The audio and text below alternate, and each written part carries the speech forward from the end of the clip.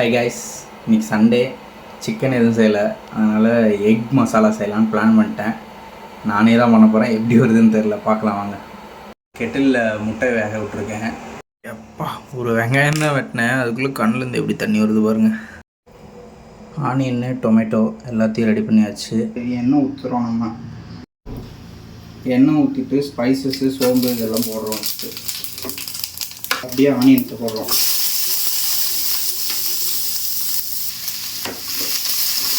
இஞ்சி பூண்டை போட்டுருவோம். வெங்காயம் கொஞ்சம் வதங்கினோன்னு, வெங்காயம் இஞ்சி பூண்டு எல்லாம் வதங்கினதுக்கப்புறம் தக்காளி ஆட் பண்ணிடலாம்.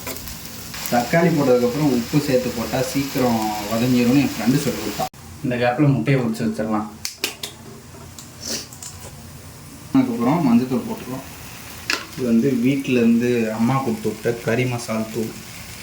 இது போட்டாலே சிக்கன் குழம்பு மாதிரி ஆகிடும். 3 ஸ்பூன் போட்டுருவோம். ஒரு டம்ளர் தண்ணி ஊற்றிடுவோம். எல்லாத்தையும் கரெக்டாக இருக்கான்னு டேஸ்ட் பார்ப்போம். ஃபஸ்ட்டு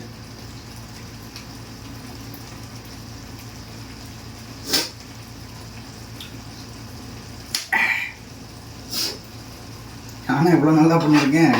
இது ஆயிடுச்சு. முட்டையை போட்டுருவோம். நம்ம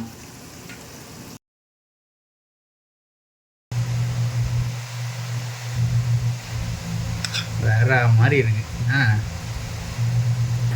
குளிச்சுட்டு வந்துட்டேன். சுடுது. லாஸ்ட்டு வேற மாதிரி செம்மையாக இருக்குது.